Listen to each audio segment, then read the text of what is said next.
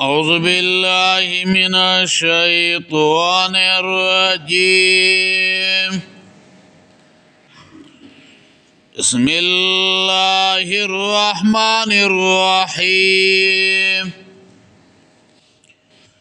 إن مثل عيسى عند الله كمثل آدم خلقه من تراب ثم قال له كن فيكون.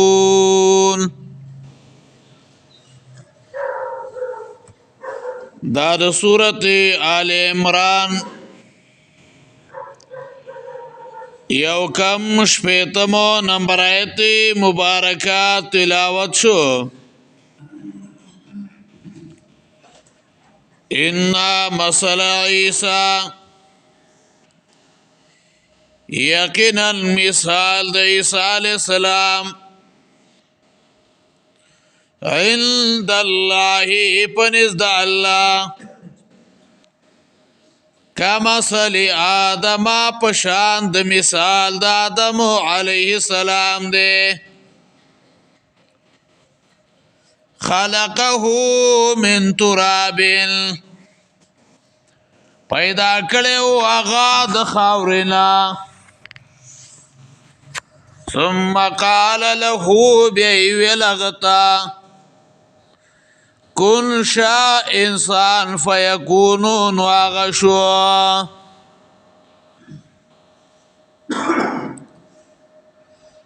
پدې آیت کې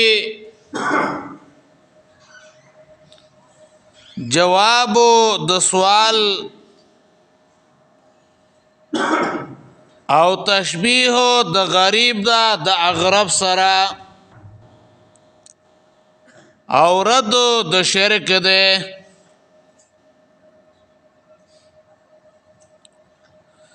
نسواراو دا ویلو چې اے مسلمانانو تاسو عیسی علیہ السلام تا د الله بنده وای نو د پلار چرته دی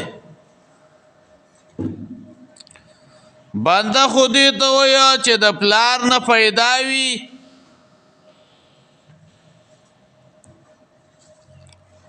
نو دلیل دی چې د پلارو الله دی.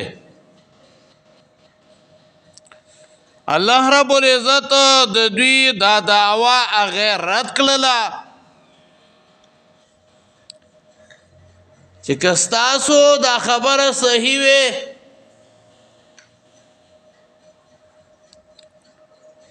نو بیا خو آدم علیہ السلام په درجه اولا باندې د الله زوی کېدل هغه پکارو زکا د آدم علیہ السلام نه مور وا او نه فلار وو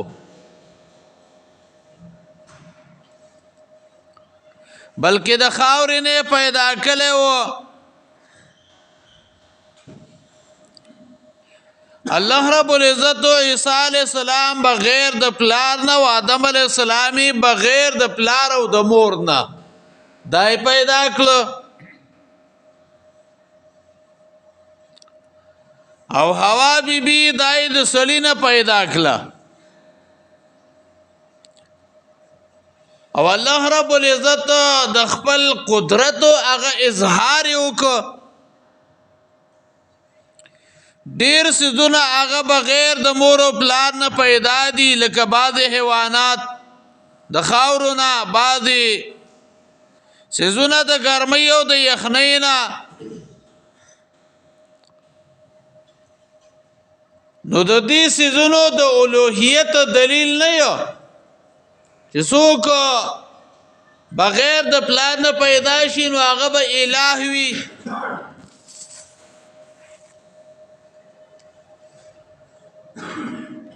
عیسی علیہ السلام بارکی صحیح عقیده هم دادا نه مریم معبود زیږولې ده لکه څنګه چې نسوارا وایو نسوارا وایو